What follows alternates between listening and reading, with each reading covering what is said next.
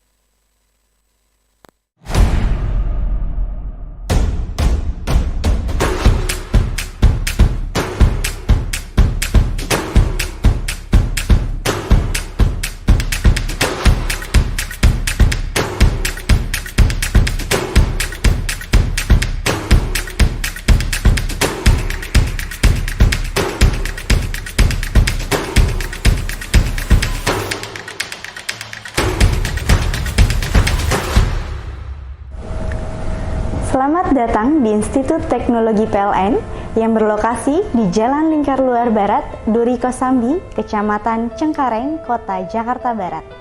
Kampus Institut Teknologi PLN terdiri dari 12 lantai dan 1 basement. Sesuai dengan prosedur keamanan dan keselamatan, kami akan menyampaikan safety briefing. Setiap lantai di kampus Institut Teknologi PLN dilengkapi dengan peralatan dan fasilitas seperti hidran, APAR atau alat pemadam api ringan, smoke detector, sprinkle air, lift, dan tangga darurat. Saat ini, Anda berada di ruangan pembangkit lantai 2 Institut Teknologi PLN. Untuk mengakses tangga turun, silakan keluar ruangan, lalu berjalan ke arah kanan.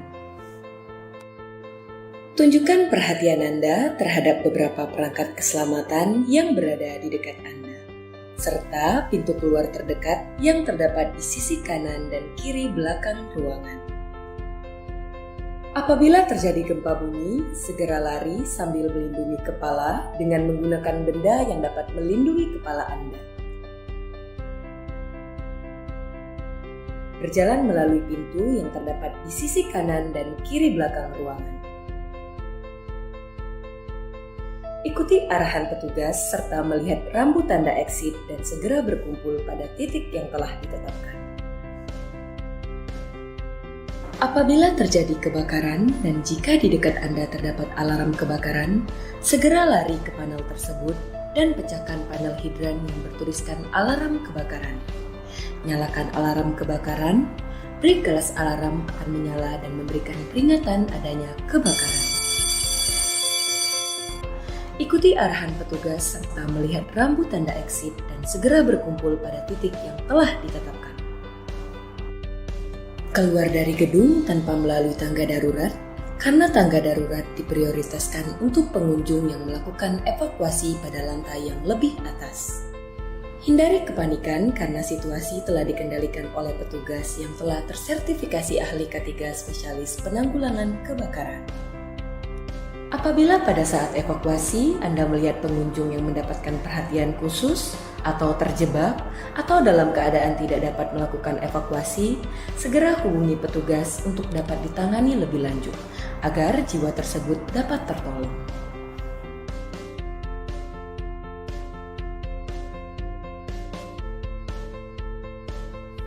Hubungi tim medis jika Anda merupakan orang yang perlu diberi pertolongan pasca terjadinya peristiwa evakuasi.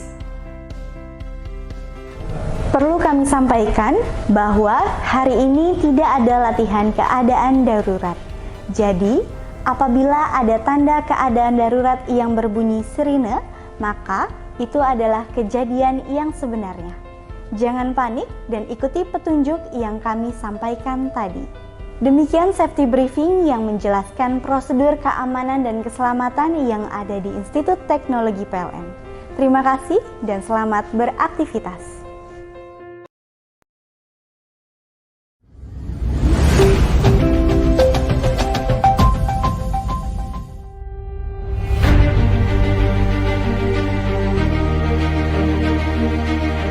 Indonesia is a beautiful country with great diversity and potential. Natural resources are very abundant with 17,000 islands and 216 million human population, and it becomes a challenge in presenting energy in this country. As the capital city of Indonesia, Jakarta continues to improve for the nation's middle fame. The city is the heart of Indonesian life, such as education, the economy, as well as the central government, whose existence continues to be developed so that it requires a lot of existing energy supplies. The need for environmentally friendly energy is an important part of the life of country. There needs to be a special ability to manage this energy. Therefore, Institut Teknologi PLN is here to prepare human resources to manage the energy system.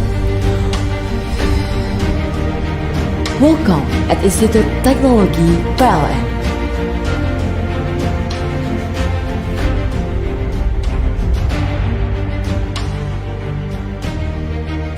Institut Teknologi PLN under the management of the PLN Education and Welfare Foundation or YPK PLN established in 1998.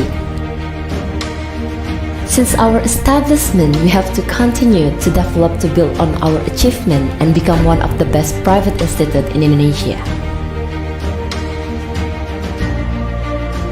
Berkuliah di Institut Teknologi PLN sangat menarik dan banyak tantangan.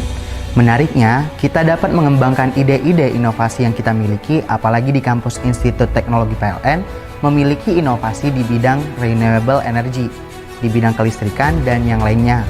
Sehingga kita tertantang untuk memberikan ide-ide kreatif yang kita miliki. At its establishment in 1998, IT-PLN was originally named Sekolah Tinggi Teknik YPLN, with the main purpose of its establishment being to form a forum for PLN experts to transfer their knowledge to the next generation. Institut Teknologi PLN is an institute that focuses on the environmentally friendly energy and electricity industry. In accordance with its vision, which is determined to become an international class, modern, independent, and superior university in the field of energy and technology that has environmental insight. There are various supporting facilities for education, research, and technology for world-class learning. We apply the latest technology to support various research in the field of energy and technology as a solution to all the problems that exist in Indonesia, creating inclusive education while also sparking superior human resource who are fluent in energy and technology. Institut Teknologi PLN is now a private university organized into 4 faculties. Faculty of Electricity and Renewable Energy,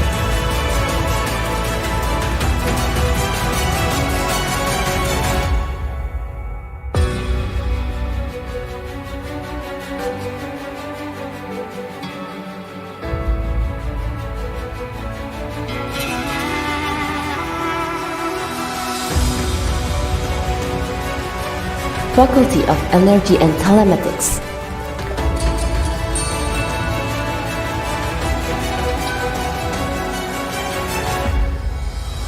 Faculty of Infrastructure and Regional Technology, and Faculty of Technology and Business Energy.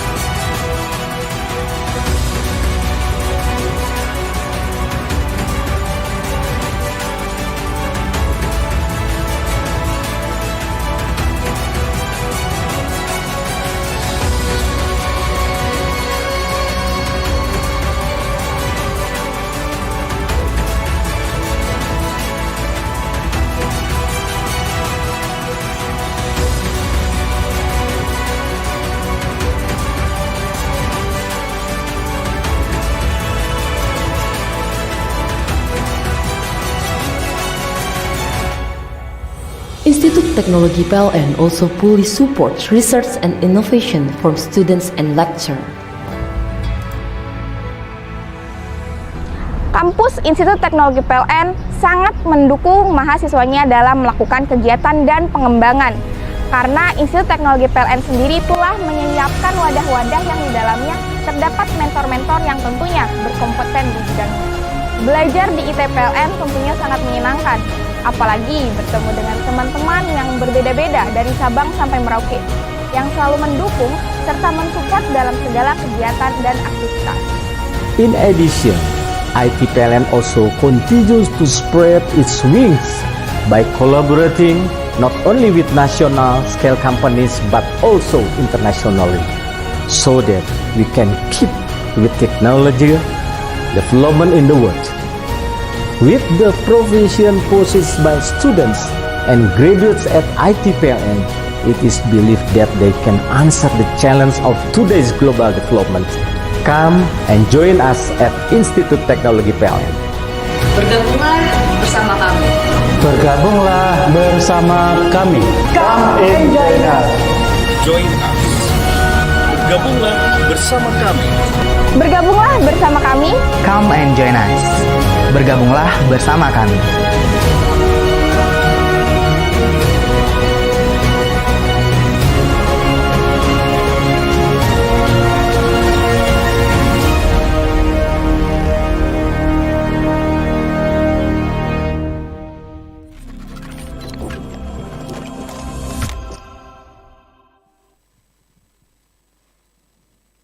Good afternoon, ladies and gentlemen.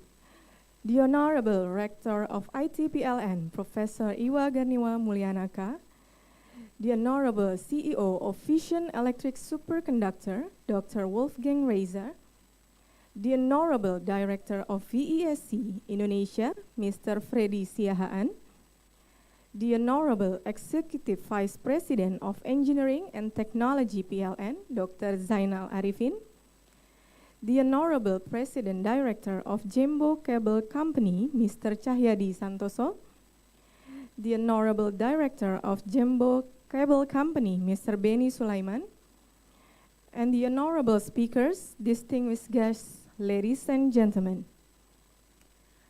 A very warm greeting to each and every one of you. Welcome to Institut Teknologi PLN for the participant of MoU signing ceremony between IT-PLN and Fusion Electric Superconductors, an international webinar series, Superconductor Technology and its Industrial Implementation. I am Septianisa Azahra, the Master of Ceremony of this event. On behalf of the organizing committee, we extend our appreciation for your presence today. And to begin with, allow me to read the agenda for our event today. First is welcoming speech from the Rector of IT-PLN. Second, the MoU signing between IT-PLN and Fusion Electric Superconductors. The third, soft launching of Green Energy Technology Study Center. And the fourth, webinar session, and will be followed by Q&A session as the last program. The honorable distinguished guests, ladies and gentlemen, now we move to the first agenda.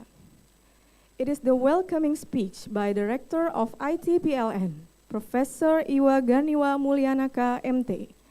To Professor Iwa, please proceed to the stage.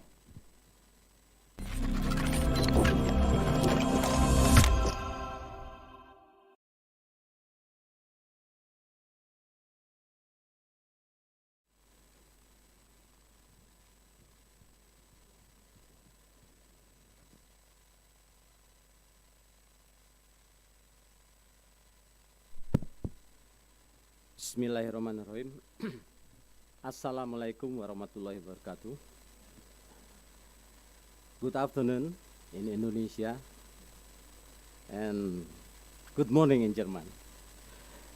Which I respect CEO Fusion Electric Superconductor VESC, Mr. Dr. Wolfgang Reiser, and Director VESC Indonesia, Mr. Freddy. Thank you, terima kasih kehadirannya Pak Freddy. And respected invite all audience, Vice Rector, then lecturer and students. Before that, may I introduce our rector for the first Vice Rector, one, Mr. Iwan, please.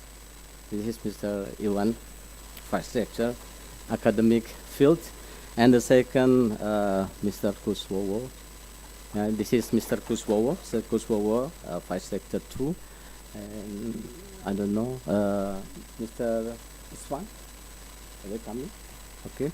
And the Vice Rector 3 is Mr. Iswan. He doesn't come. And then the Vice Rector 4 is Mr. Pawenari. And of course, my proud students attend and maybe in Zoom online. I would like to express my gratitude to Allah Subhanahu wa Ta'ala that today we met in good health for everybody. Even though the meeting is far away, Mr.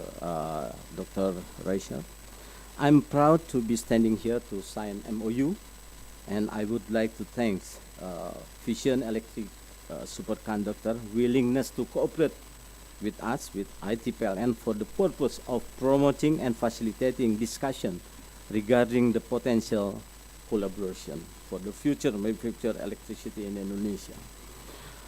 Not to forget, thank you for attending this event by offline and online. The representative of VAHT Indonesia, Mr. Fedi Syahan, thank you very much. I feel happy and proud to be working with VAHT, and I hope that this collaboration can be followed up soon. I'm sorry. And please don't silent MoU. We can go to the future. Please allow me to introduce about IT-PLN, which is a university under YPK-PLN, YPK-PLN, where PLN is the state electricity company in Indonesia. We have 4 faculty, namely first Faculty of Electricity and Renewable Energy, the second Faculty of Energy Technology and Business, third Faculty of Energy Telematics, and fourth Faculty of Infrastructure Technology and Regional, with 13 study programs. We have vision to become an international university, modern, independent, and also superior in the field of energy and the technology with an environment perspective. This is the strong of our vision.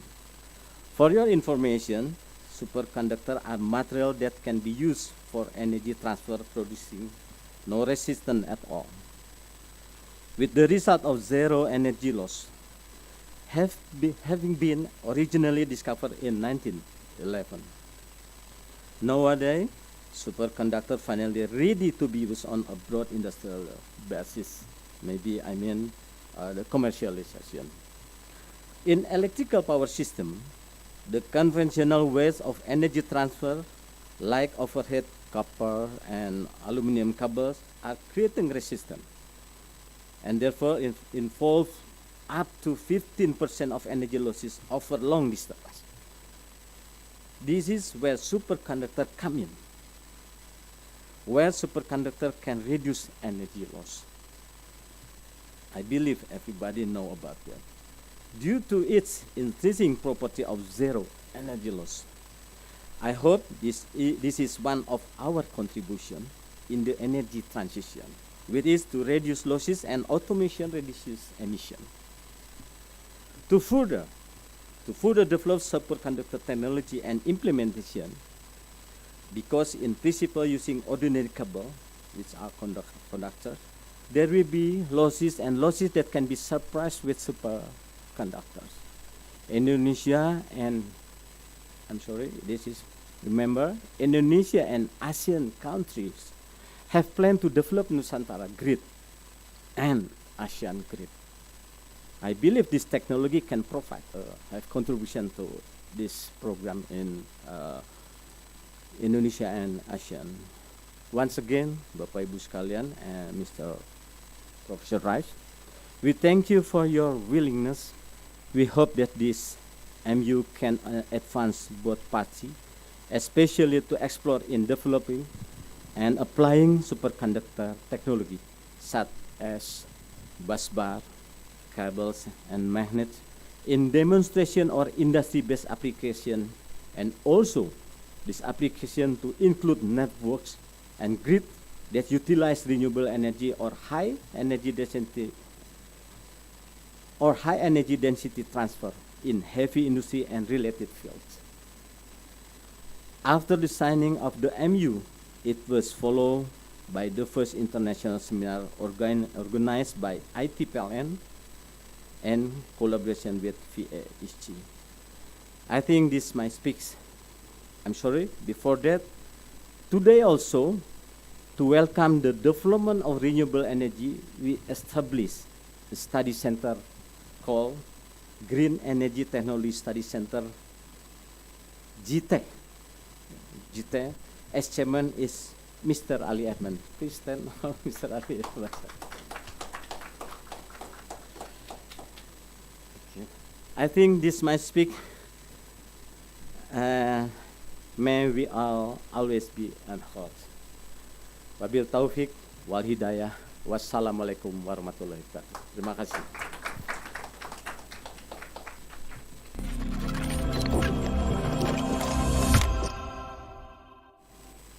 Thank you for Professor Iwa for the very warm welcome.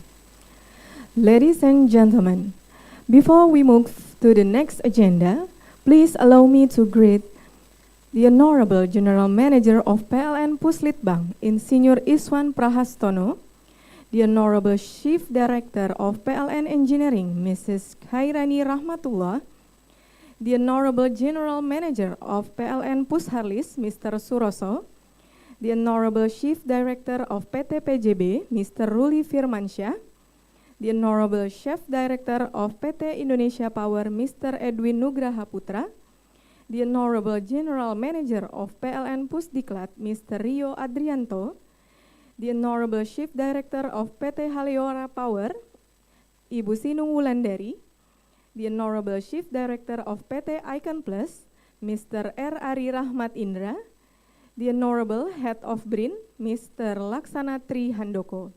Good afternoon and thank you for your presence today.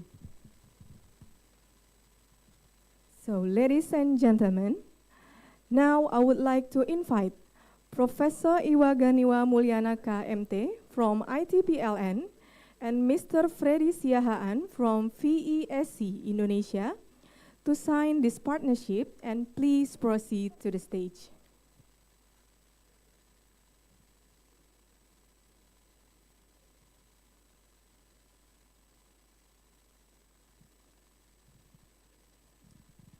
To Prof. Iwa and Mr. Freddy, we welcome you to sign the MoU as a form of partnership between IT-PLN and VESC.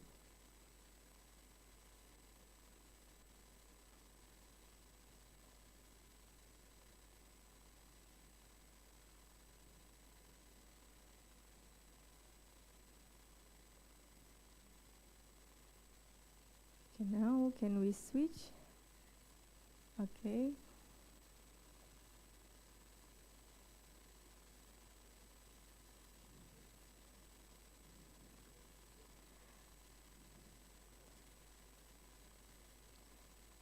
Okay, so now we will take a picture. Please be ready for Professor Iwa and Mr. Freddy. I will count 1, 2, 3. Okay, one more time. 1, 2, 3. Okay, thank you for Professor Iwa and Mr. Freddy. Okay, please have a seat.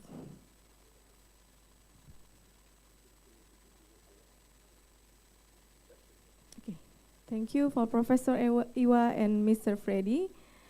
So, ladies and gentlemen, now I would like to invite Mr. Wolfgang Reiser as the CEO of Vision Electric Superconductors to give us some speech.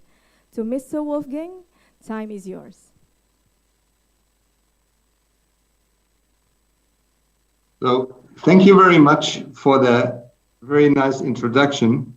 I appreciate very well this ceremony, and I think this is a big step into a environmental friendly electricity future.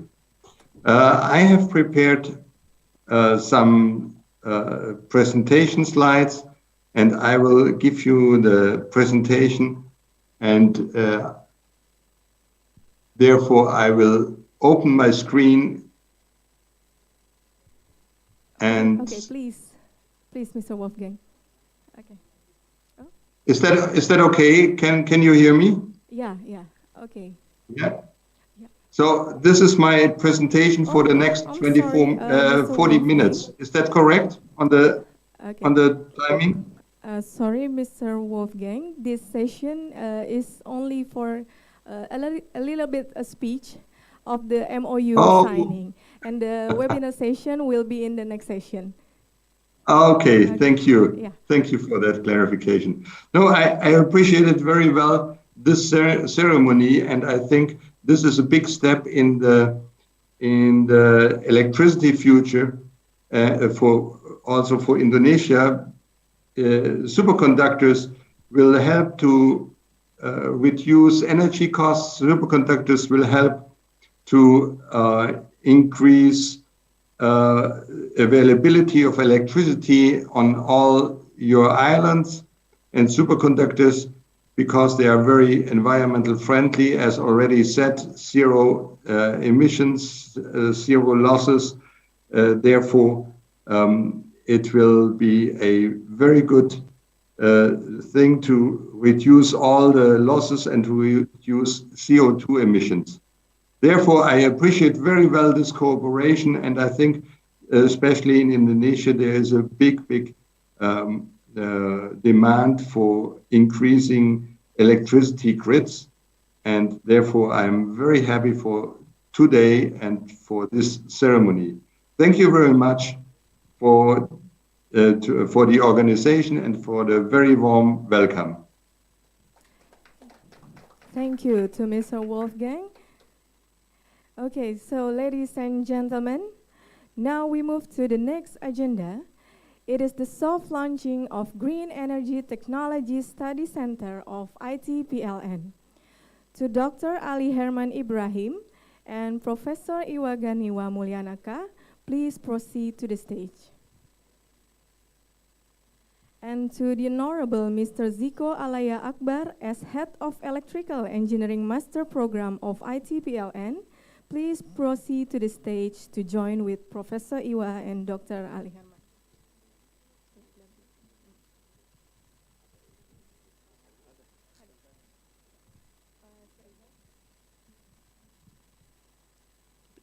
Please change the background, Mr. Rizal. Okay, to Professor.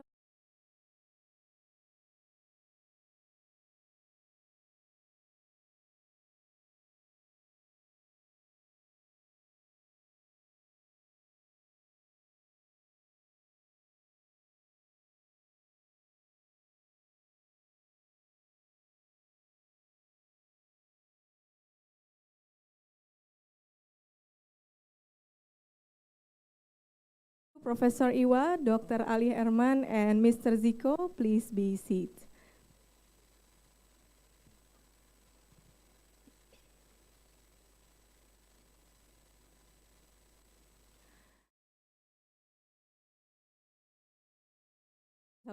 Before we move to the next agenda, please allow me to greet again to the Honorable Chief Director of Foxtel Electric, Mr. David Lewis, the Honorable Chief Director of PLN Tarakan, Mr. I Ketut Wiryana, the Honorable Head of Pusat Penelitian dan Pengembangan Teknologi Ketenagalistrikan, Energi Baru Terbarukan dan Konservasi Energi, Mr. Krisnawan Anditya, the Honorable Chief Director of PLN Batam, Mr. Irwan Syahputra, the Honorable General Manager of PLN Distribusi Jakarta Raya, Mr. Dodi, the Honorable Head of YPK-PLN, Mr. Supriyadi, the Honorable Head of IK-PLN Pusat, Mr. Bambang Praptono, the Honorable President Director of PT Sukako, Mr. Bayu Adiwijaya, the Honorable Chef Director of PT Kabelindo Murni, Mr. Petrus Nugroho Dwi Santoso,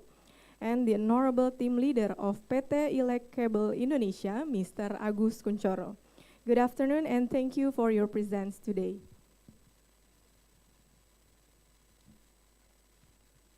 So, ladies and gentlemen, now we move to the next agenda. It is the webinar session. This webinar will be divided into two sessions.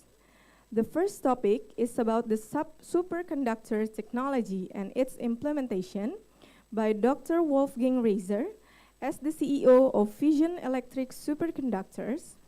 And the second topic is the technology assessment and implementation process in power system, case of PLN, by Dr. Zainal Arifin as the Executive Vice President of Engineering and Technology PLN, and also as an Assistant Professor at IT-PLN. But before we move to the webinar session, let me introduce the moderator of this webinar. Please welcome Dr. Ali Herman Ibrahim, the Senior Advisor to Indonesian Electricity Society, and also as a lecturer at IT-PLN. To Dr. Ali Herman Ibrahim, please proceed to the stage.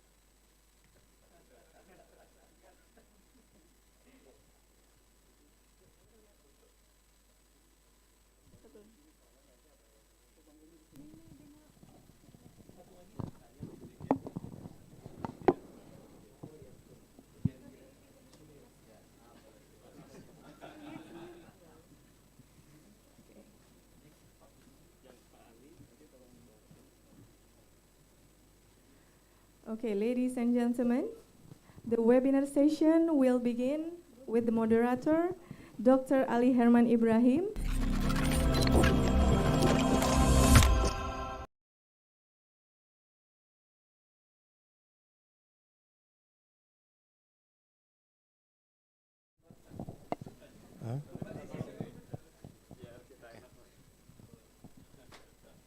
Okay.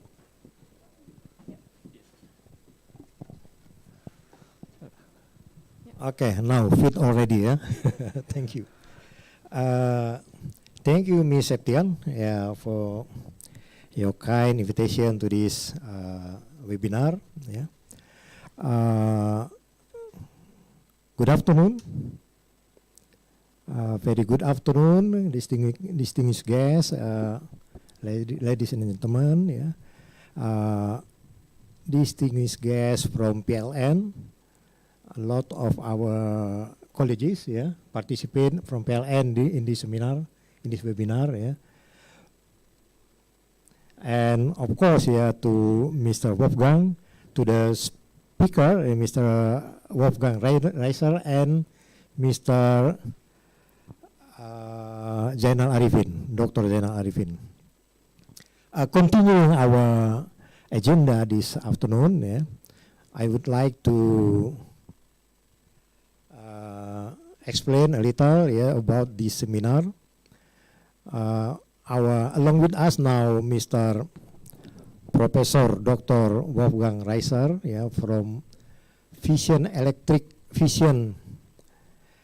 Superconductor GmbH, from German. Guten Morgen, Mr. Reiser. In German now, morning, about 10 a.m. And also Mr. Zainal Arifin, from PLN as Executive Vice President of Engineering and Technology PLN. The first speaker will share with us the science and technology about the superconductor,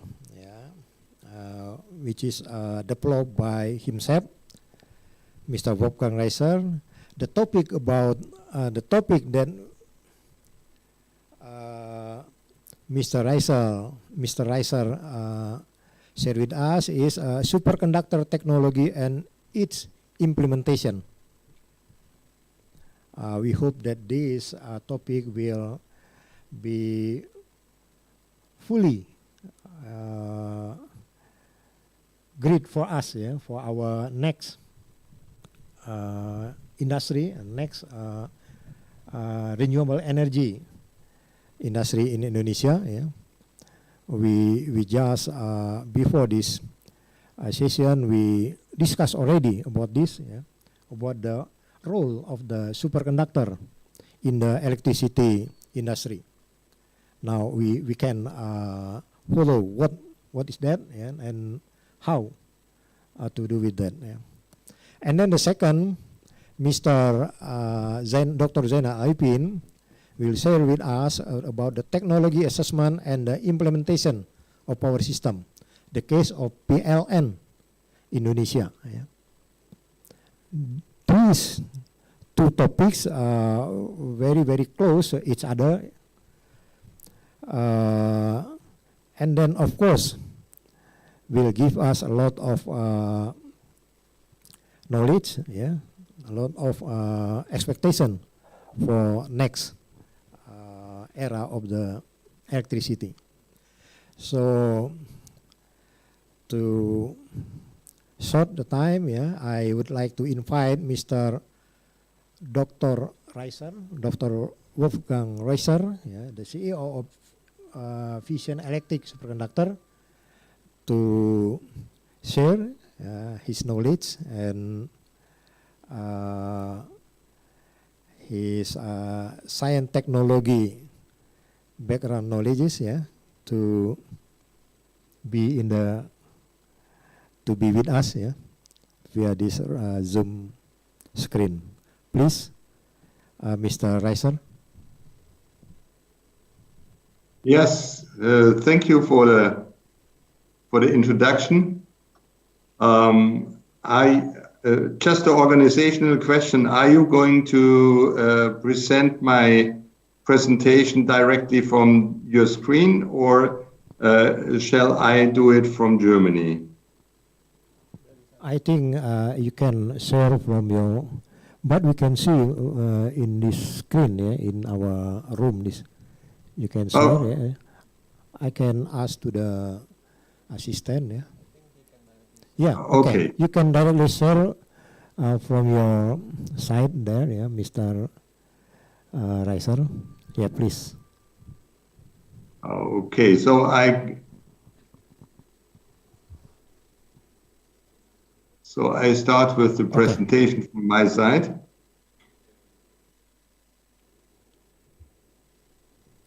Can you see the screen? Yes. Okay. Thank you very much for this possibility to share our thoughts and our knowledge about superconductors with you. It is an exciting event that we have this today, and I appreciate very well your invitation to that. First of all, I want to give you a survey about my presentation. You will get a few words about the company, Fusion Electric Superconductors, and some basics about superconductors themselves. And then we are directly transferring to applications on industry, data centers, and power grids. I think railways and H2 electrolyzers are later coming into to the lectures, which we are going to hold in the next weeks.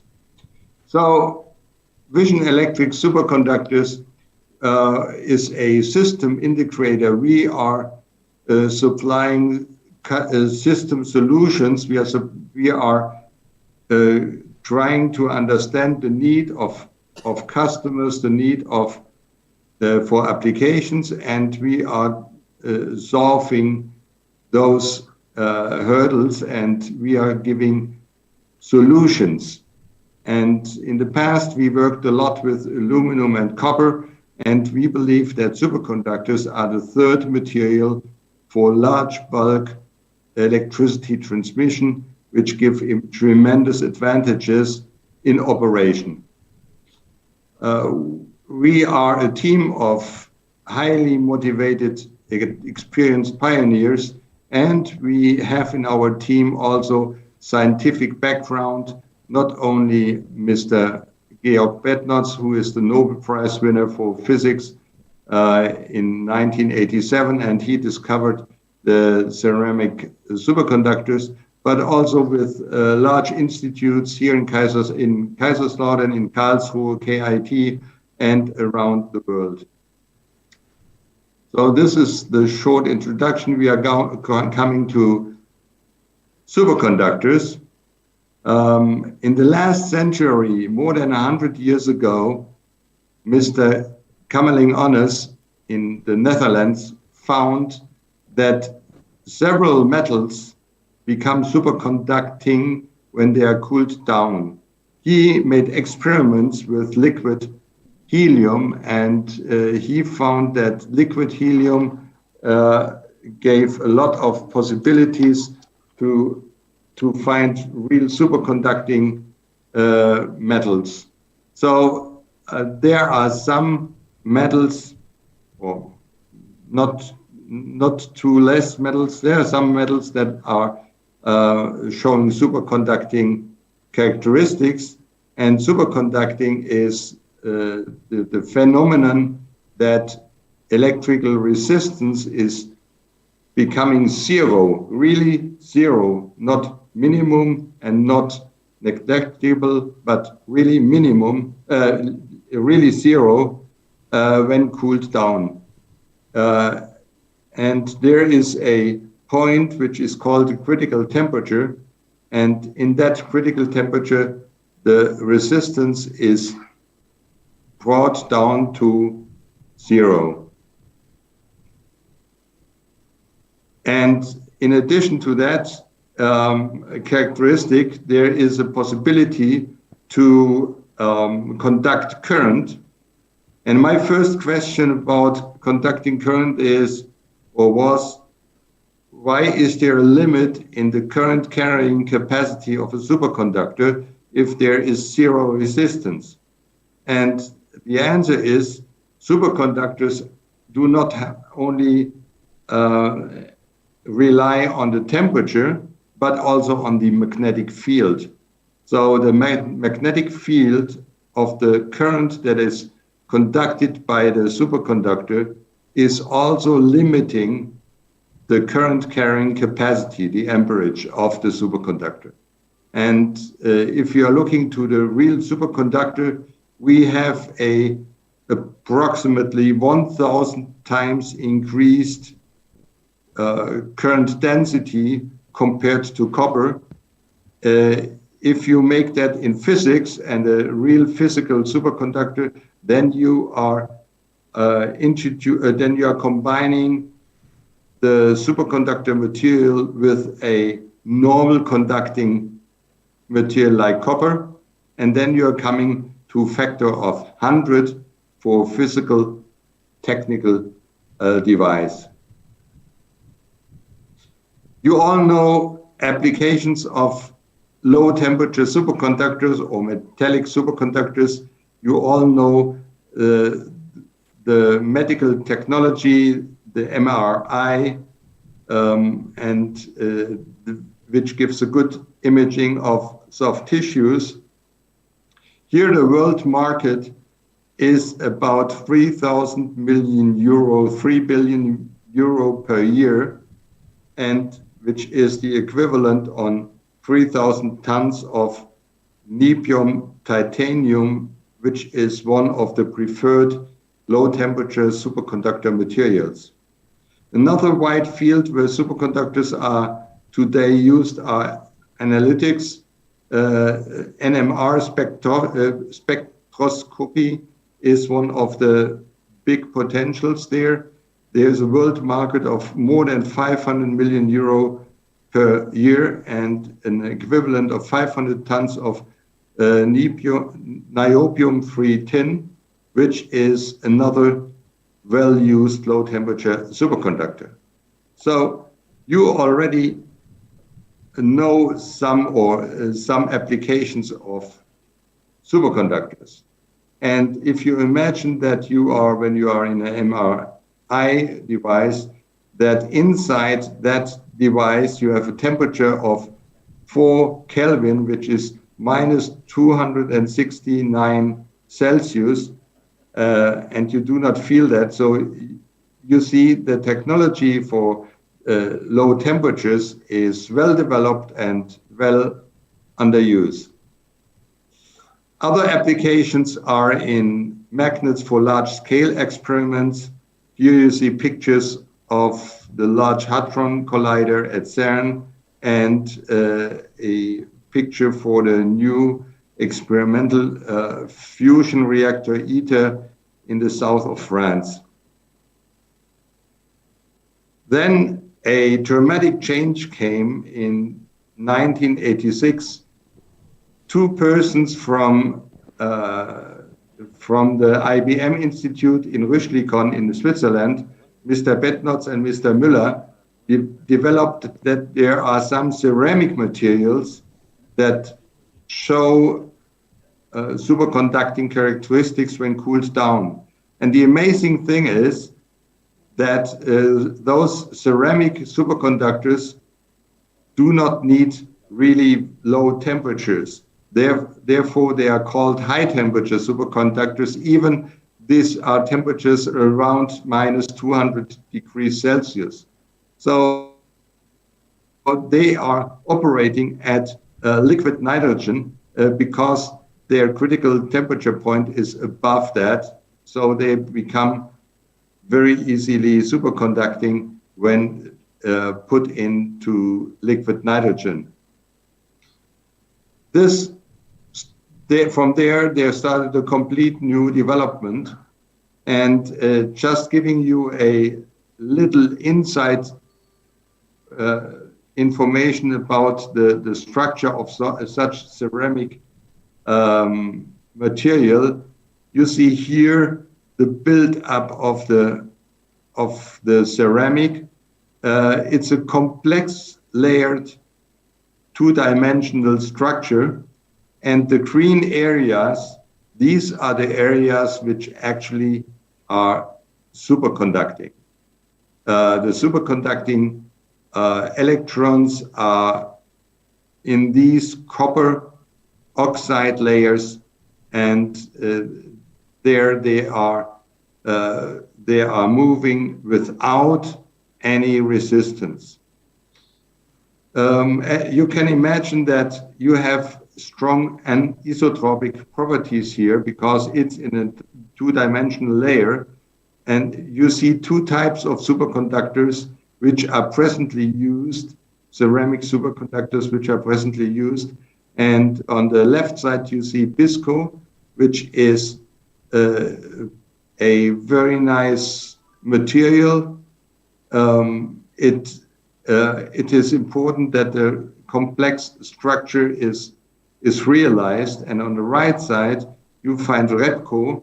The RE stands for rare earth, and it's the equivalent of several rare earth metals like yttrium, niobium, and others, gadolinium and others. You see the relatively difficult structure, and this structure, the chemical structure, is defining the critical temperature. On BISCO, we have critical temperatures depending on the formation between 85 Kelvin and 110 Kelvin. And on REPCO, we have a critical temperature of 92 Kelvin. The critical temperature is defined by the chemistry, but to get a very good current carrying capacity, a very good amperage, you have to take care about the physical structure. And the physical structure is mainly defined on one side by the grain boundaries of the inner crystal structure of these ceramics. So you see on the left side a polycrystalline material, which is not in a right order, and on the right side, it is ordered according into one direction. And that is important, that the cranes are oriented. And only by oriented crane structure, you get a very good and very high amperage. So this is one of the things that have to be managed. So it's not only chemical, but also physical properties that make a good superconductor work.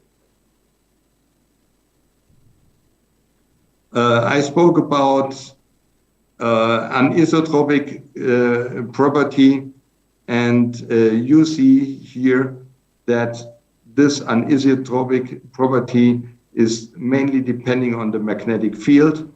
It is a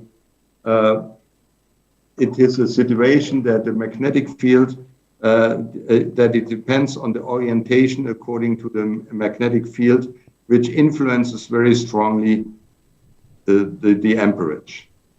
This is a view to a what we call coated conductor, because it is consisting of several layers, and you see we have a low number of layers here, and in the middle, the green part is the superconductor. The superconductor material itself has a thickness of normally between 2 and 3 microns, and is covered with silver to make the connection to the outside world, so to bring in the current. There are a lot of industrial conductor fabrication possible. We have about 10 relevant companies worldwide where we can get superconductor material. So it's available material now, and it is out of laboratory stage. It is becoming a industrial fabricated material. So the availability is there. And also the capacity has moved a lot in the last years. The demand drives capacity scale up, and it will become very soon a commodity in the production world. Just going to some HTS applications. On the left, I already gave you some ideas about the magnets for fusion and MRI and NMR. On the low side, of course, superconductors give a lot of advantages for rotating machines. The machines are much smaller for the same power and much lighter. We are doing levitation. There are levitating trains under work, and one of the main applications where we are concentrating on are power applications, and these consist of AC and DC cables, fault current limiters, transformers, and busbar systems. And I will continue with this section. Coming from the past, we worked in an industrial background of high current. That means that we started with busbar systems in chlorine plants, data centers, electrolyzers, up to aluminum plants and others more. And we did a lot of installations in copper and aluminum, and we believe that these installations would have been better done with superconductors, because superconductors are bringing a lot of advantages, especially to these high current applications. So if you are looking to this picture, we made a first installation in a chlorine plant here in Germany, and we demonstrated that superconductors are ready for industrial usage.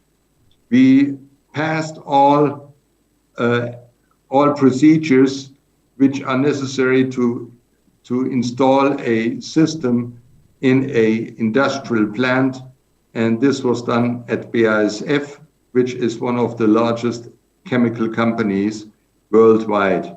So here you see the superconducting system in green with the purple joints, and on left and right side the transfer to normal conductivity. I will give you a few pictures so that you see how it looks like.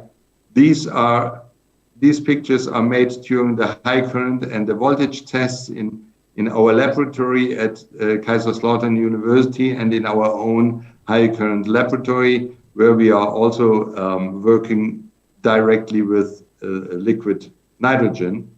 And you see the evaporation of H2O and the cooling down, and that is the white part is pure ice, which is coming from the cold environment we have there. During installation, here a few pictures out of the installation in that industry plant. You see everything is very narrow. It's a typically industrial environment, and directly above the switchgear row, you see two tubes, and the larger one is the busbar system containing 20 kiloamps of current conductor, and this would not have been possible with a copper or a aluminum busbar. So one of the big advantages is the very high current density, which leads to a very, very small conductor finally to conduct very high currents. I presented several papers on the TMS, which is one of the largest aluminum conferences in 2021, 2023, and the next is coming up in 2023 in San Diego in the US. And if you are interested about that, you can follow these papers, especially done for aluminum smelters. And there you see applications where superconductors give advantages in total. And the advantages are mainly energy saving, advantages are CO2 emission reduction, and the advantages are space reduction and giving possibilities to install large busbar systems for magnetic field compensation in a very, very small way. Yeah, we are working presently on a aluminum plant to substitute a aluminum busbar system by a superconducting busbar system at 200 kiloamp.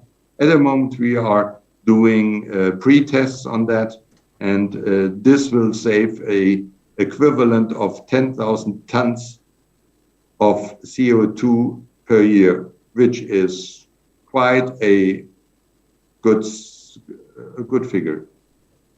And during the design, we have to do a lot of considerations. We are taking care about all different facts and about all different effects, and bring that into the busbar design of that 200 kiloamp demo 200 experiment.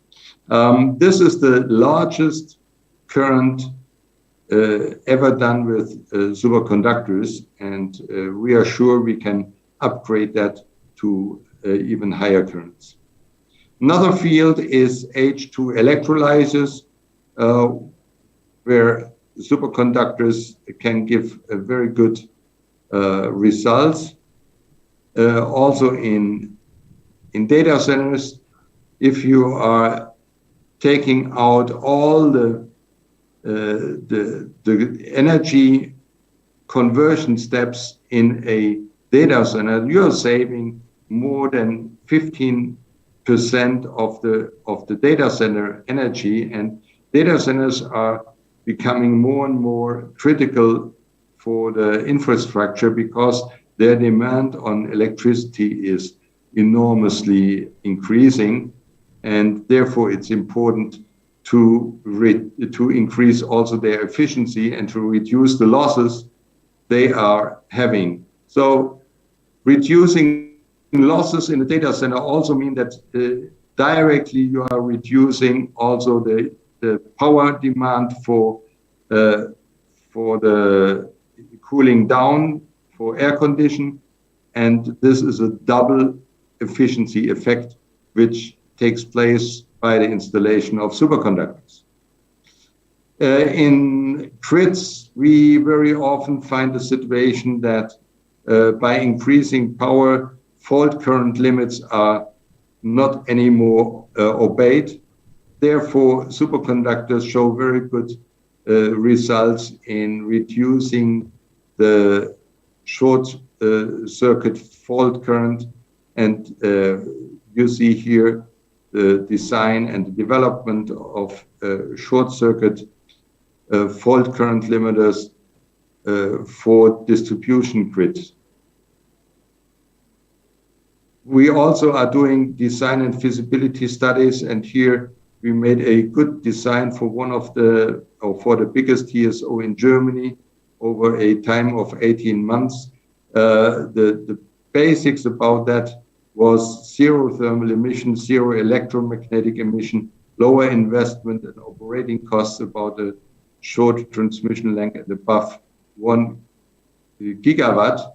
And main points are we have a lot of space saving. If you use superconducting cables, we only need a path of about 5 meters instead of 40 meters width with conventional technology. So we are always saying it's a field path width against a motorway width. And on the other side, a converter building is only 6 meters versus 18 meters. And because we can go down in voltage from high voltage, from HVDC to MVDC, which gives a lot of advantages in material and in all the installation. The distance to cooling stations is a issue, and therefore developed a very nice system to increase the distance to the next cooling station up to 100 kilometers. So this is a very, very nice distance. Only every 100 kilometers we have to install a cooling station, and therefore we can cross large distances in an easy way. On subsea cables, we even can increase that to much longer lengths. We agreed on having to give more details about superconductors. I will give a series of six lectures in the future at IT-PLN online, and I'm very happy about that possibility, because we are spreading here the knowledge of superconductors into Indonesia, and from Indonesia, I hope, into more parts of Asia. We will speak about there and deepen the knowledge about the basics of superconductors, about cryotechnology, and we are talking about industry applications, going deeper and deeper in all the different applications. But we will pay special attention to the grids and talking about AC and DC grids, especially looking at possible connections which are under discussion in Indonesia, for example, the Java-Bali connection, or the Sun cable, which is going from Australia to Singapore over the territory of Indonesia, and therefore has a big impact on Indonesian technology. I think the Sun cable can boost up technology there, and especially Indonesia could be a center of technology for superconducting subsea cables, because you have a lot of islands to connect, and you are very well located in the middle of the world. So I'm very happy about that possibility, and I'm excited about the next weeks to give those lectures. Just to conclude, superconductor systems are the best alternative for high bulk transmission of electricity. They are ready for industry and grid. Superconductor systems are safe, reliable, and environmental friendly, and bring down costs per kilowatt hour or megawatt hour or even terawatt hour. Superconductor systems reduce the overall losses in grids and reduce overall CO2 emissions and avoid compensatory power generation. That means for every kilowatt hour which is not lost in transmission, this does not have to be produced. If you are losing energy in the transmission, you have to install extra power generation to compensate that. And this is avoidance of additional CO2, of additional investment in power generation, which is finally lost. So I'm coming to the end of my presentation, and I hope to see that video in 120 years since this extraordinary power was first discovered. Electricity has changed the destiny of mankind. And now we will change again. We developed the worldwide first superconducting bus bar that will bring the world's energy transmission to the next level. Together with you, we will handle the increasing global electricity demand in a sustainable and smart way. The benefits are significantly lower CO2 footprints, loss-free power transmission, lower operating costs, highest materials efficiency, and easiest transportation and installation. This opens up new opportunities in different markets like industry, data centers, power grids, railways, and many more.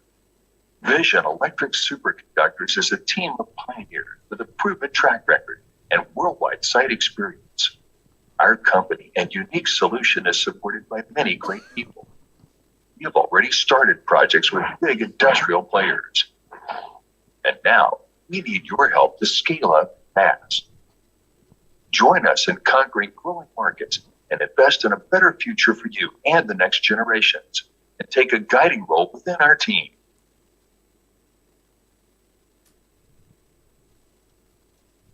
So I thank you very much for your attention, and I hope to see you soon on the lectures in the future. Okay. Thank you very much. Okay, thank you, Mr. Reiser. Please give applause to Mr. Reiser. Yeah. I do a little bit note from this Mr. Reiser explanation about the superconductor. You know, we heard that the superconductor give us the 100 times current density availability compared to the conventional conductor. Yeah. And superconductor operate in a low, very low temperature, yeah, which is the basic of the superconductivity of the, and of course, become the core of this technology. And it both chemical and physical works to bring material, so yeah, to be superconductor, and liquid nitrogen use. That means the cooling material is available in our neighbor. Yeah. Superconductor need, of course, need less space and as well as a less magnetic protection. And current carrying capacity in the bus bar, for example, can reach about the 20 kV, 20 kiloampere. So that will give us the capacity of the bus bar about the 400,000 MVE. Yeah, so please, you can imagine how we can build with this technology of superconductor in let's say for next technology of needed for example for data center, etc. And Mr. Zico, you are as the chief of the postgraduate of electricity department in this Institute Technology PLN. How do you say to our student about this technology? Please, Pak Jiko. Thank you, Pak Ali. Yeah, I think this is very nice technology. One thing that I really highlight from the presentation from Dr. Raisa, this technology need a lot of background, multidisciplinary background. As we know that there are, like, for example, material background, and then for the implementation, the electrical background.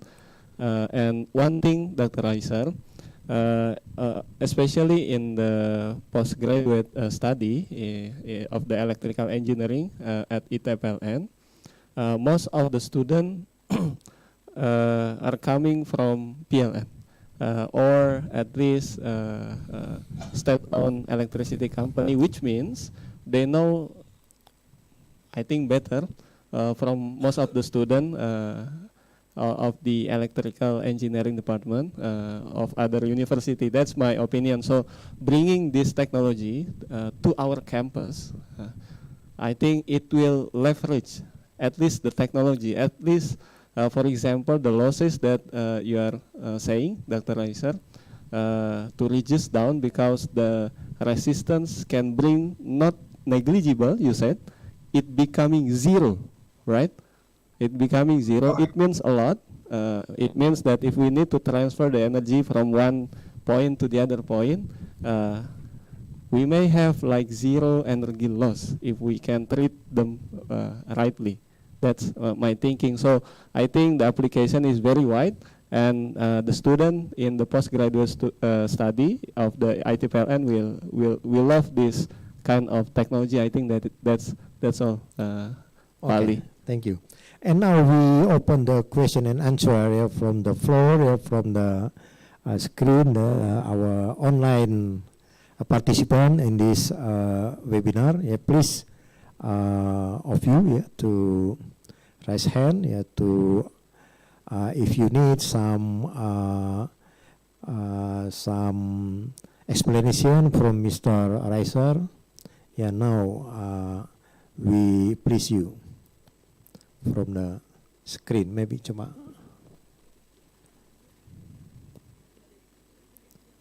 Okay. As the Master of Ceremony said, that maybe at the end of this session, both speaker will give the response to the question from the floor. So now we invite Mr. Zainal Arifin to come to the screen, please, about your speech in this webinar. Please, Pak Zainal. Okay, thank you, Dr. Ali Herman. Good afternoon, everyone. Good morning, and gentlemen. On behalf of PLN, I would like to share with you about how we, as a utility company, utilize the technology and then implement in our power system. So my presentation is not talking about the technical matters actually, but more likely to explain how a utility company utilize so many technology for our own purpose to increase the reliability, efficiency, and also affordability of green energy in the future. Allow me to start this presentation.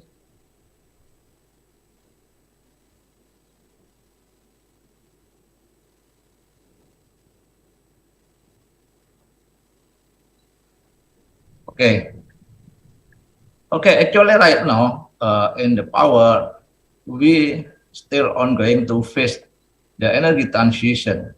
So the energy transition move to we use electrification with more and more renewable energy, and also the electricity will be more and more become the energy central, but we should be aware that mostly will be coming from the renewable energy. So during the energy transition, we will have so many additional investment for green technology. So also we do the digitalization so that the technology will progressing rapidly to decrease renewable energy cost and also energy efficiency. With innovation, we will do energy digitalization, greater electrification, and also decentralization trend. So based on this energy transition, the question arises, how does a PLN as a utility company which has an intensive technology use the selective technology for decreasing the electricity cost production to improve efficiency, reliability, also dealing with the energy transition issue. So we start with this.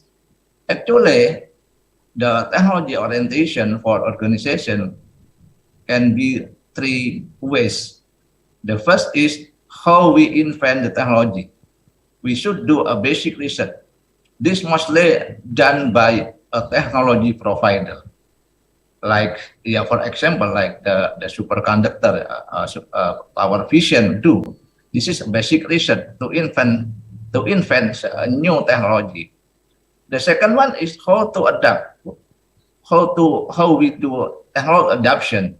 This is mostly done by technology end user. We do scanning and assessment of technology. And the last, we also can do innovate. We do applied research, how we increase the effectivity and the usefulness of such technology is mostly done by industrial user like PLN. What I would like to say that PLN is not technology provider. We do adoption and innovation for improving technology to match with our purposes. And PLN, we have technology variability because PLN is the only one company who has end-to-end business supply from the power generation, transmission, distribution, and retail. And instead of the core business of value chain of electricity, we do also the engineering activity, applied research, training center, project management, workshop, human capital, system procurement, construction, and so on.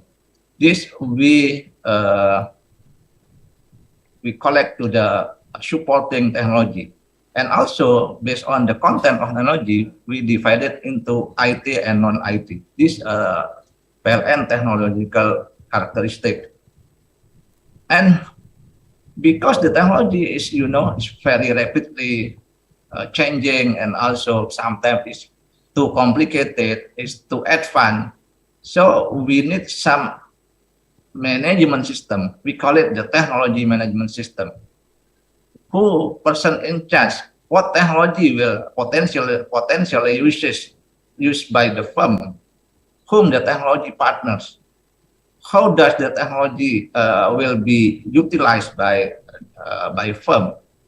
Why we should implement this technology? It's all will be answered by technology management system. Because technology management system, we call it TMS, will help PLN to achieve a highly effective utilization of technology for improving our firm performance.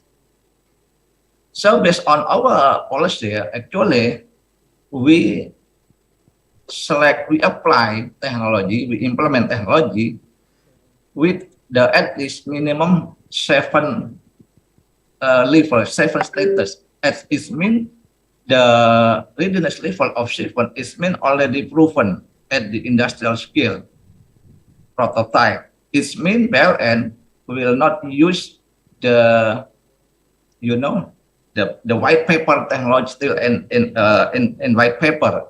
Only the concept not proven. Only the prototype at the laboratory. So this our policy, how we select and apply the technology. And for ensure that technology will be useful for our performance from our purposes, we do a feasibility study for its implementation for a certain context. For example, like right now we discuss about the superconductor. So to ensure that the superconductor will have a highly impact, a useful impact to PLN, we should do a feasibility study at the one certain location, which location in Indonesia, like that. Based on this technology, we have several stages to do before implementation. We should have technology roadmap, we do technology scanning, we do technology screening, and also technology assessment. So this is the technology management system. Actually, the technology should be aligned with the corporate objective. It also should be aligned with the functional of its division in corporate and also the operational division for its location and around Indonesia. Based on this policy, we do a technology roadmap. We divided technology based on two indicators. The first is uncertainty. We should know the technology is already high uncertainty or still already has a low uncertainty. It means the high maturity level, or still have the high uncertainty. It means the maturity level is still low. And we also estimate the technology based on their impact. This will have low impact or high impact for PLN. Technology roadmap in PLN divided technology to be 4 status. The quadrant 1 is mean the technology has high impact and also uncertainty high. The quadrant 2 is mean the technology have low impact and also the high uncertainty. And the quadrant 3 is mean the technology has low impact but also low uncertainty. And the last is quadrant number 4 is we look at the technology already has low uncertainty and high impact. So we try to move 3 other quadrant to be the quadrant number 4. At this quadrant, the technology is ready for implementation. So what the measurement we do to analyze, to assess to divide the technology to be 4 status. This is the impact analysis. We calculate the energy price, capital cost, fuel cost, OEM cost, efficiency, lifetime, capacity factor, load control, construction time, environmental impact. So overall, we have the total value of such technology. And another measurement is uncertainty analysis. We should know about how readiness of our internal resources, about our human capital, our engineer. The second one is about the technical maturity of the technology, technological readiness level. And number 3, about logistics and supply chain. How about the backup of the spare part of the supply chain? How about the independency of the technology? How about the public acceptance, the integration with the existing system, and also the supporting of regulation? That's all we can do uncertainty analysis for a certain such technology. So this based on this analysis for the thermal power plant, for example, we have several technologies here. Biomass already in the fourth level ongoing project. Advanced gas engine, combined cycle turbine gas engine still in the status 3. It will be implemented only for small size because the impact is still be relatively low. The IDCC also already in number 3 level, but need some small project to be extend to the higher impact. But number 5, 6, 7 is co-firing ammonia for coal power plant, green hydrogen, nuclear, small modular reactor. We still do more analysis. We should do applied research collaboration to ensure that this technology will be useful at the certain time, at the certain location in Indonesia. This for renewable energy, we have so many technology here. We already divided into, for example, this for already at the 4 level. Solar PV, wind turbine, biomass combustion, but biomass gasification still at the level 3. Hydro pump is already at the stage 4. The stage 4 is already ready for implementation. For example, hydro pump storage, we are still ongoing under construction at Apel Isokan, West Java. This is the new technology, battery energy storage system, CSP, fuel cell, ocean energy conversion technology, GFCC. This has different level. So for the number 1, like fuel cell, integrated gasification, so fuel cell combined cycle, we still need more assessment. We need some partner for doing this technology assessment. This is for the transmission and distribution. The list at the number 1 until 5 is already in 4 level status. It's already ongoing. For example, MI, advanced metering infrastructure, digital substation, online assessment, the distribution automatic system, microgrid is already ongoing. For the medium term, include the superconductor is still at the level 1. So we need more assessment to do for this technology with the dynamic line rating. We need some collaboration, maybe with university, also like IT-PLN, also with the like directly with industry, for ensure that the technology will be useful, will be financially feasible and technically feasible for its implementation in Indonesia power system in PLN. This is for ICT and smart grid. We already had several technologies still ongoing, already at 4 level. Digital process automation, digital enablement, data analytics, electric vehicle infrastructure, and so on. This is for at the medium term, CCS, smart city, blockchain, and so on. So we still have several still on the level 1. So need applied research collaboration.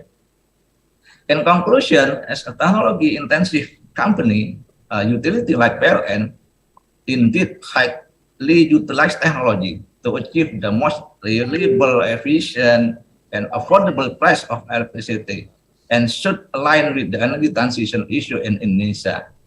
As industrial user, actually PLN is not technology provider. So PLN only utilize technology through adoption and innovation ways. To be effective, so PLN use technology management system to achieve a highly effective implementation. For the TMS, we have several activities: technology roadmap, technology policy, technology scanning, technology screening, and technology assessment. So based on TMS, PLN has defined some potential technologies to 4-level technology implementation based on their impact and uncertainty level. And for this case, the superconductor still at the status level 1, so still need some research collaboration. I think that's all of my presentation. Thank you. Back to Pak Ali Herman. Please give applause to Mr. Janang Arifin.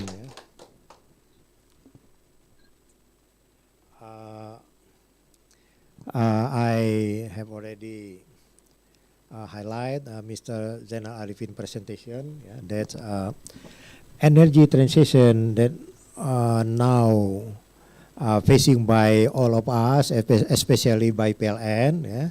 So of course need advanced technology to improve all the requirement, and about the new technology to implement to be implemented in a PLN in a company. Yeah. There are three aspects to be considered. Yeah. Which is how to provide, how technology adopt, and how technology match to the user, and all of those, of course, wrap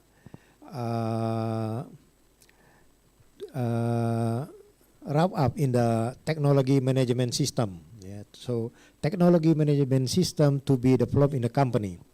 Mr. Zainal Arifin has already explained all of that TMS carried out in a company, how to be together with technology, how to assess the technology, yeah, how technology to be implemented in a system, yeah, need, yeah, the requirement of the technology should to be or should to have impact to improve the company operation. So now we are in the Zoom meeting. There are about 150 participants. Yeah. So should you have any question, please don't hesitate to give your question to either Mr. Raisa or Mr. Zainal Arifin, please, and maybe some of you in this room, please, maybe Pak Cahayadi, or any question from you, Pak Cahayadi, to Pak Raisa? You have? Okay. So can you repeat the question? Not a question yet, Mr. Raisa. Okay. I check to the chat. Yeah.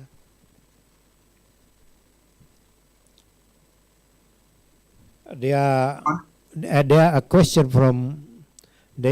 from Mr. Makulau, yeah, Andi Makulau from PLN, we are from the participant. The question is it possible to have this research in your campus? And what is the weakness from the technology so we can also adopt the technology? And is there any obstacle to apply or in applying this technology, especially for some region that have different kind of weather or condition? I think this question to Mr. Raisa. Please, Mr. Raisa. Yes, thank you very much.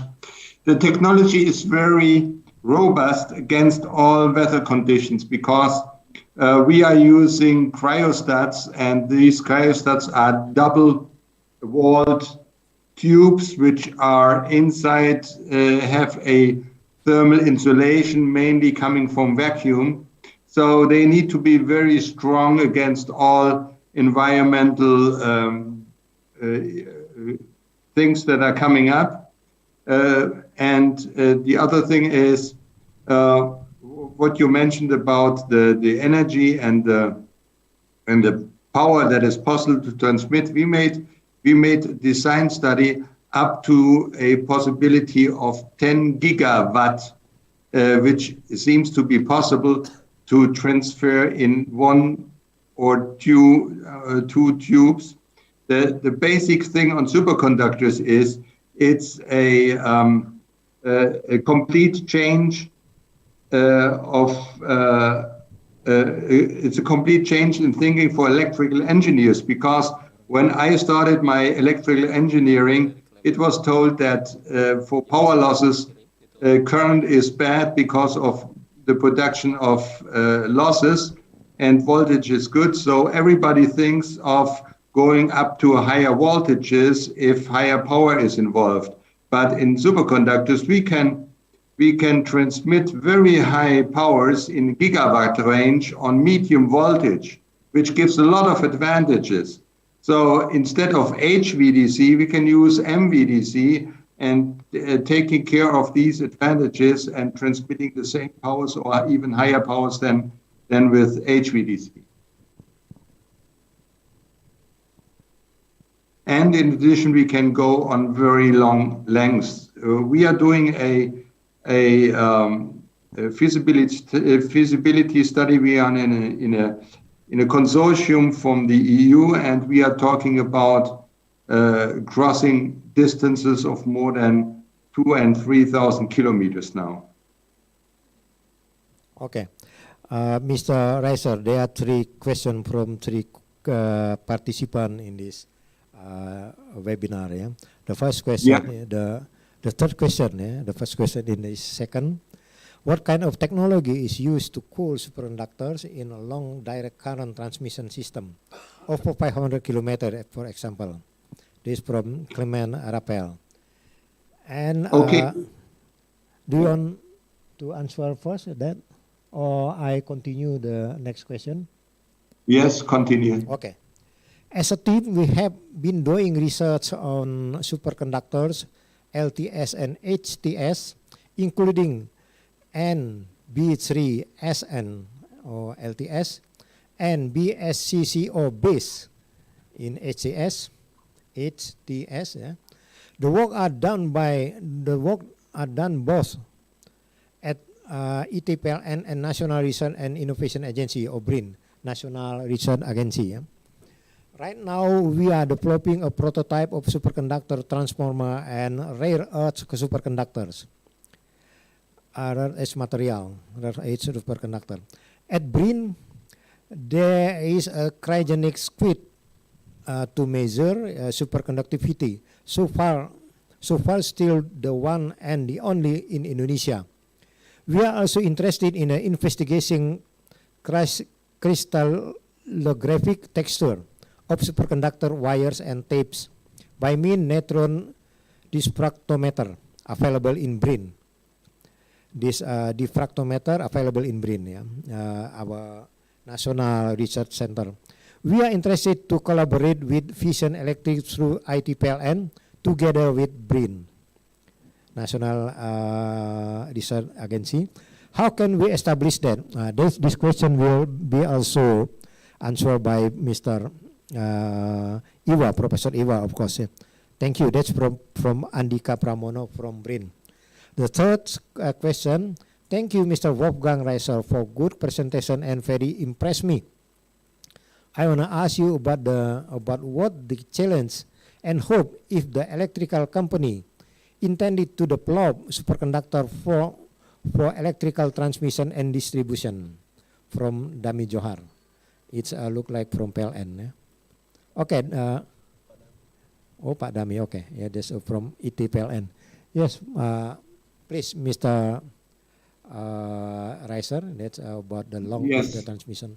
The first. Yes, I will start answering the first question about what is the technology to cool superconductors on a long direct current transmission system over 500 kilometers. Definitely, as I said, we need some cooling stations in a distance of about 100 kilometers. If we have longer distances, it depends what we are using, and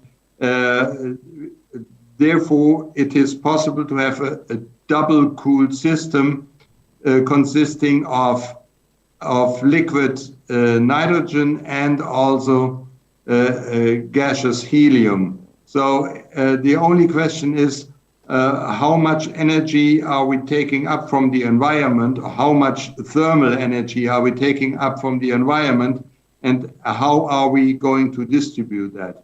And this has to be answered case by case, but 500 kilometers are possible, and there are possibilities to do that. And we even checked it on more than 1,000 kilometer, even we are thinking about 2,000 and 3,000 kilometers at the moment.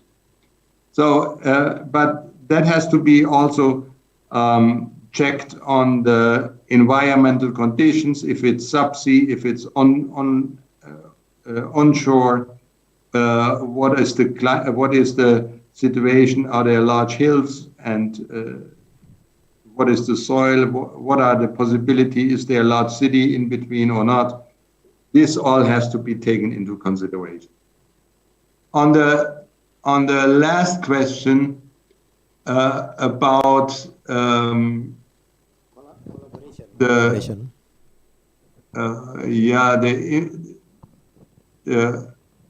effect of the implementation of superconductors, definitely losses are coming down in a grid.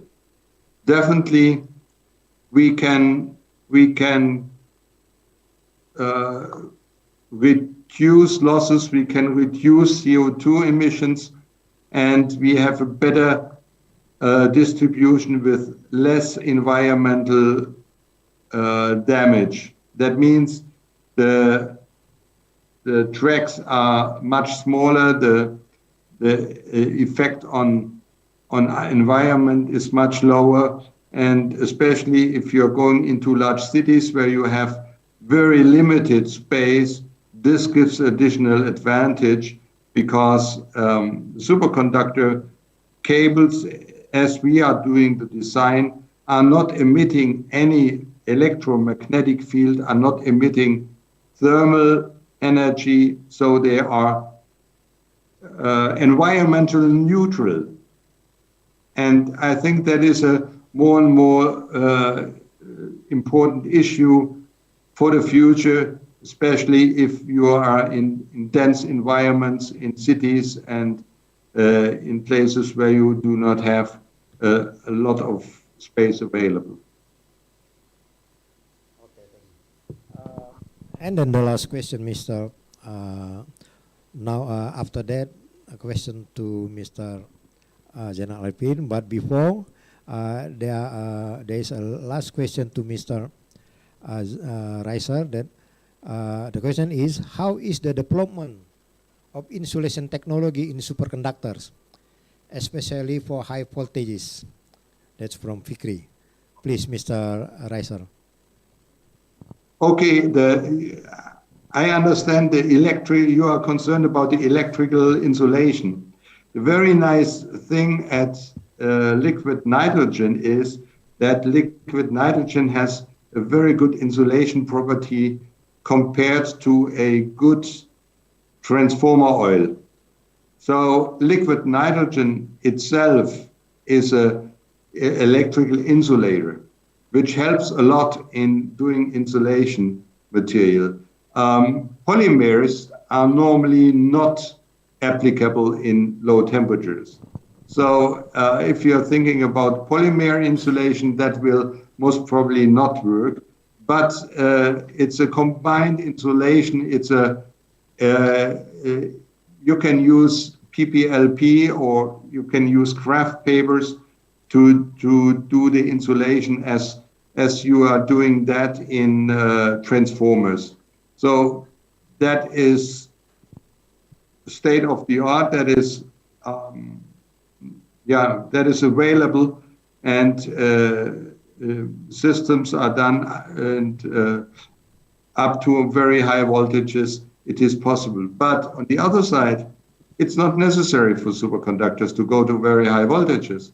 So superconductors have this advantage that the electrical current, or going up in electrical current, does not need a lot of space. If you are increasing voltage, you need much more space than increasing current on the same power level. So current increase is more efficient in terms of space, in terms of total manufacturing. Okay, thank you. The state of the art of that superconductor, to answer the question of you, of Mr. Fikri, is that superconductor doesn't need high voltage insulation, as the name of superconductor means it's super to conduct, to convey your current capacity, your current. So superconductor can give you current conductivity more than 20 kilo ampere, as at the beginning we mentioned it already. Thank you very much, Mr. Reiser. And then the question to Mr. Zainal Arifin, the question is very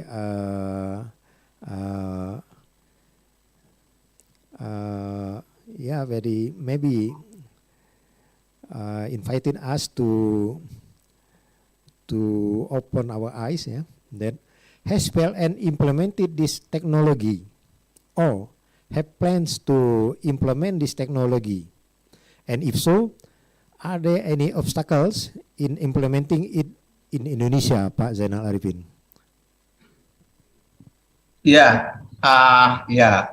First, we should look at the maturity level of this technology. Superconductor I think is not a new technology,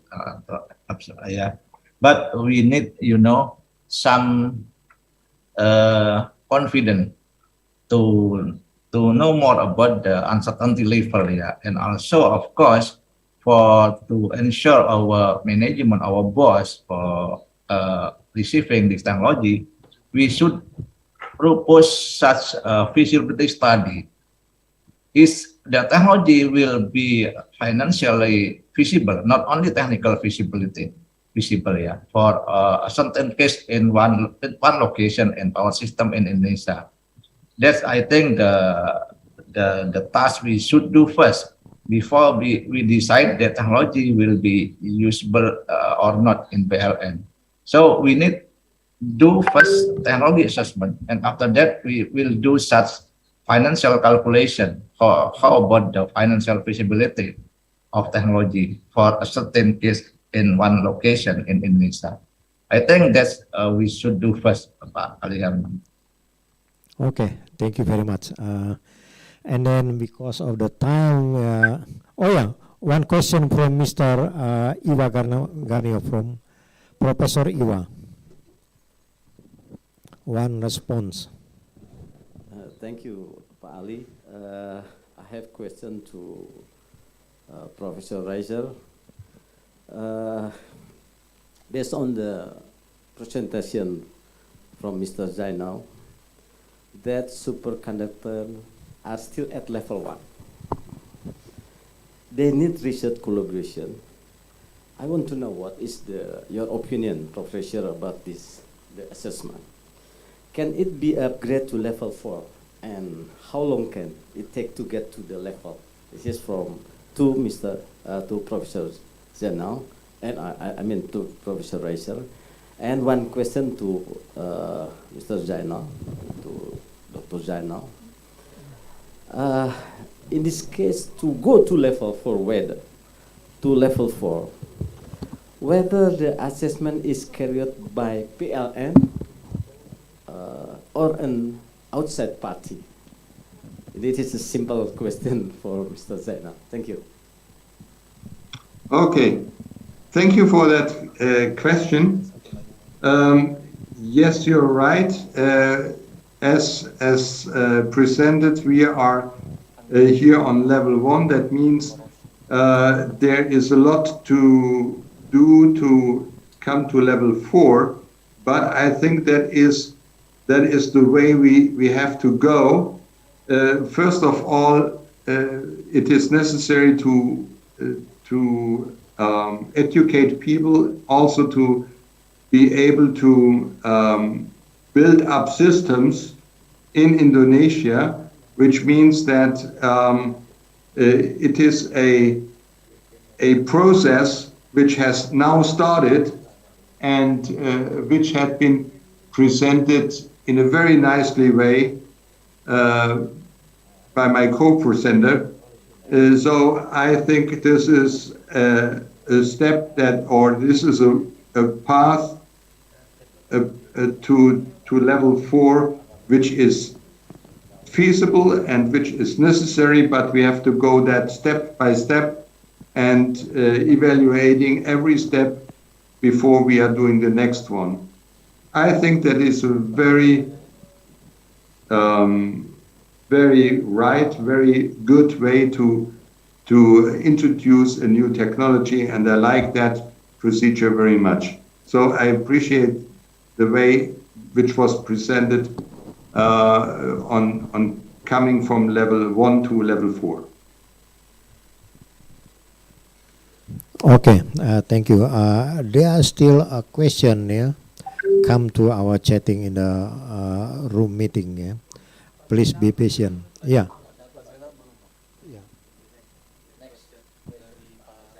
Oh yeah, from Pak Iwa, please, Pak Zainal.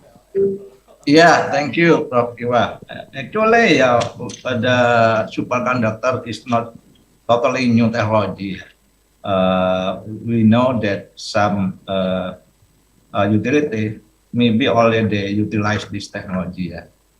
For PLN, actually, because there is still relatively new in our power system, so we need some, like the first assessment to know that technically it's feasible for PLN. It means how we do this faster to accelerate this progress, this status from 1 to 4 status to 4 level. PLN usually do collaboration, not directly with the industry, but through university. It means we can do collaboration later on to doing deep dive of this technology. The first thing is we need to ensure that technology is already mature, is already at the readiness level 7. That's the key. If the technology is already at the readiness level 7, it means not prototype anymore, so we can go further to the next step. We do some feasibility study. In one certain location, we do some technically assessment. I mean, we do some modeling, maybe based on the SAS tool, and also at the moment, while we also do the feasibility financial analysis. So at the end, we will have some robust feasibility study to ensure that the technology is already mature and will have high impact to PLN in certain location. Because we cannot say that technology is useful, but in where, in which location, and how many we should provide the investment like this. So this all can be answered by the technology assessment first, and after that going to the feasibility study. And we are very welcome to do collaboration with, for example, IT-PLN, for together joining this assessment to ensure that this potential technology can be used in PLN in the future. I think this all of my answer. May I add something? Okay, please, Pak Reiser. Mr. Reiser, please. Yes, if we are talking about readiness level, technology readiness level, I think we always have to look at different applications. The superconducting technologies have fields where they are well used since decades, as in MRI, and there are also a lot of cable installations worldwide that prove that superconductor technology cables are on a level of 8. But there are also applications where superconducting technology is on level 4. So we always have to think about superconductors for which application. And I think it is one of the major challenges to find the right need for the special applications, and to see if these needs can be mastered better with superconductors. So I'm completely in agreement with the programming of Mr. Seinel to clearly have those steps to level 4, but we also should have in mind that this is depending on each application and not as a general on the total technology.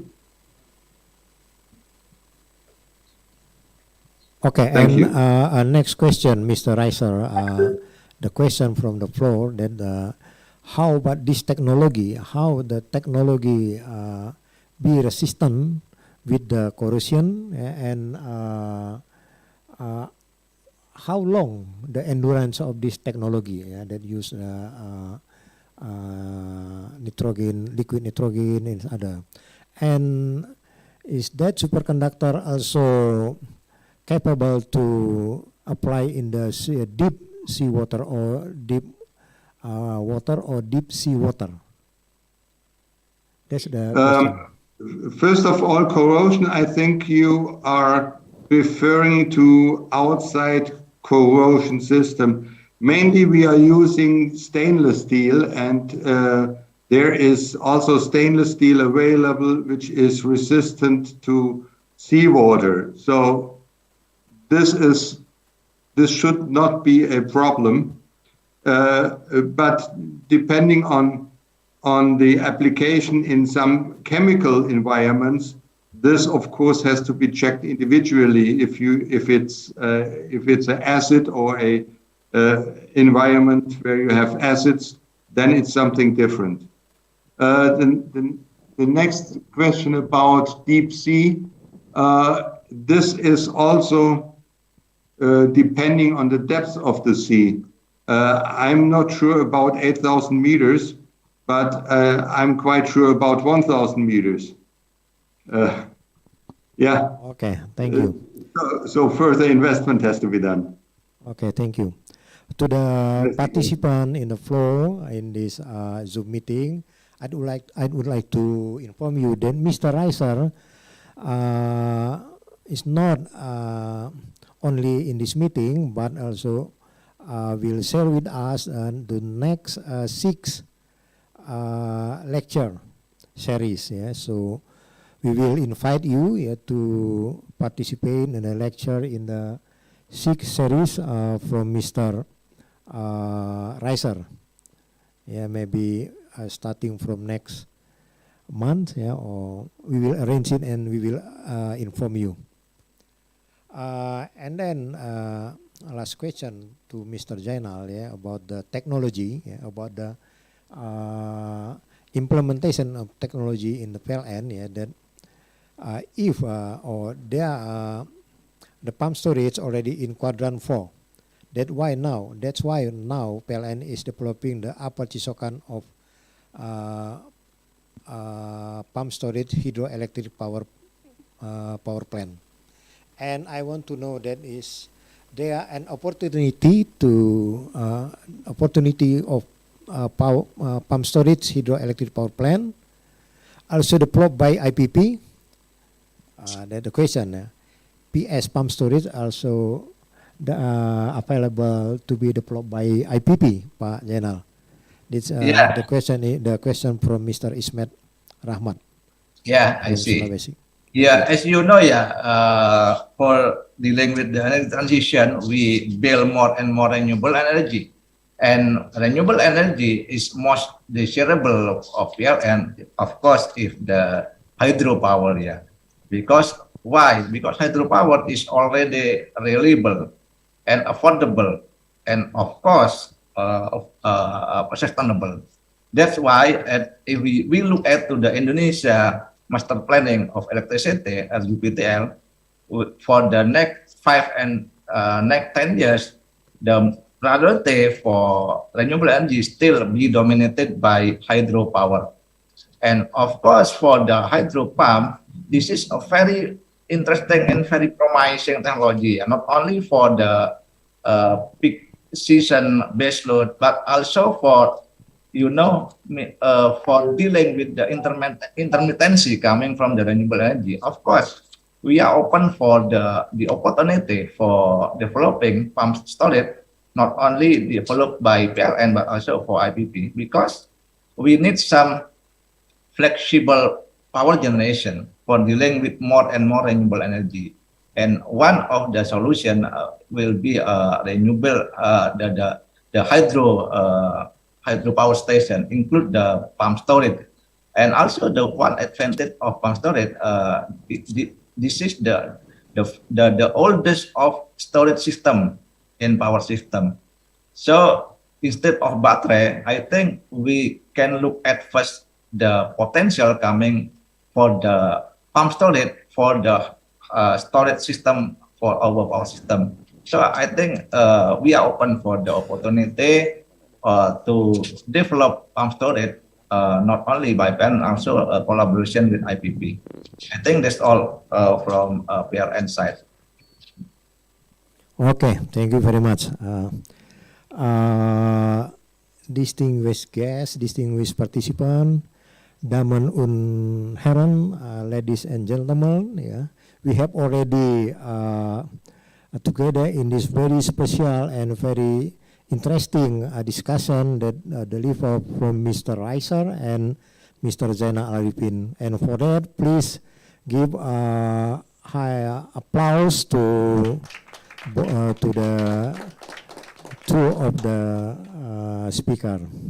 And I would like to summarize. No, I cannot summarize because the time already over. But it's very, very interesting, and we are a lot of thanks to Mr. Reiser and Mr. Zainal Arifin for your very well contribution in this seminar. Again, thank you very much, and again, give applause for these two of speakers. And again, and now I give the floor to Mrs. Septian.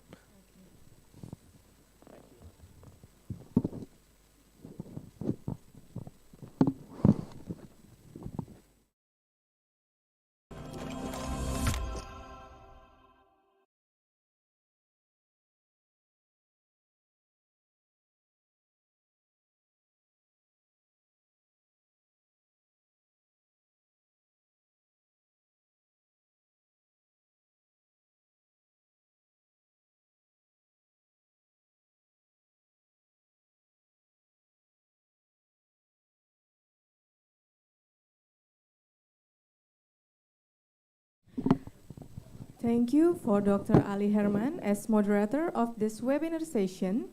And we also thank to Mr. Zico to accompany Dr. Ali Herman. And thank you to the honorable speakers, Dr. Wolfgang Reiser and Dr. Zainal Arifin. I think this is a very interesting topics for us, and hopefully it gave us an advantages and knowledge to us. And also to the honorable distinguished guests, ladies and gentlemen, we extend our appreciation for your participate today. Finally, we come to the end of this event. On behalf of the host and committee, we would like to extend once again our deepest appreciation to you for all your support in attendance and participation. We wish you the best of luck and health. Once again, thank you and good afternoon. Terima kasih, Prof.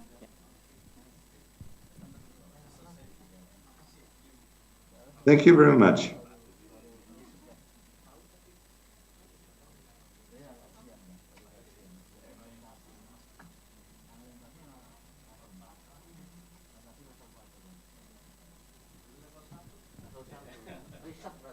Terima kasih Bapak Ibu undangan. Kami persilakan jika ada yang ingin didiskusikan boleh ke ruangan di sebelah. Ya.